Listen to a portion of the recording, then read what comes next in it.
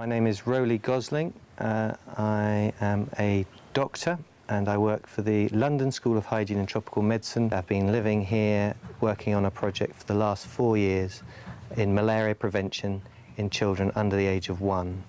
And the study is part of a larger group, and we've been funded by the Bill and Melinda Gates Foundation. We're very grateful for that.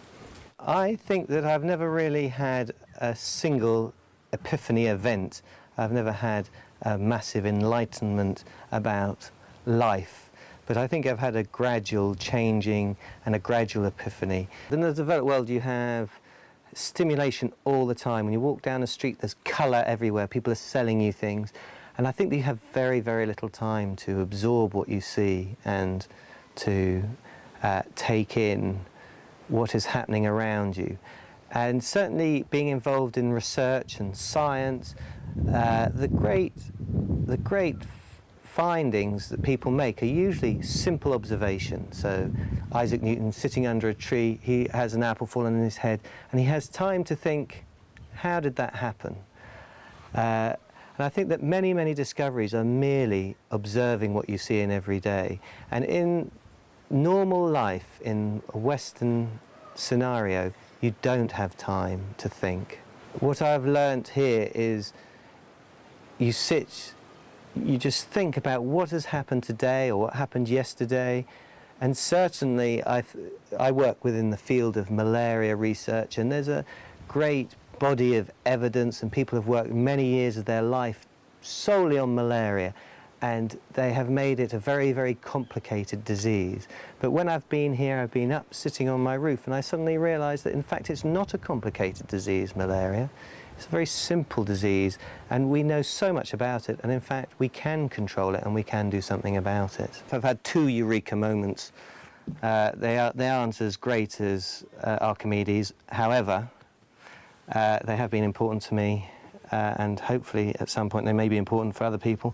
One was the malaria thoughts, which is that malaria is very simple, and I've helped to develop a model of malaria which is much simpler than other models.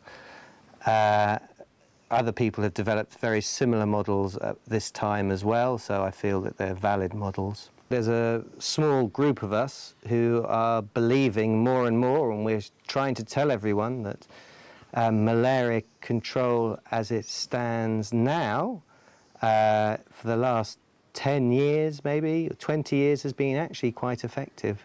And whether it's us or it's climate change or economic development, we don't know what it is, but malaria is declining, and it's declining at quite a rapid rate in the last 5 years. Whether this is just a seasonal thing, a small oscillation of malaria over a longer period of time, and maybe it will come back. But certainly at the moment it seems that malaria is declining very fast.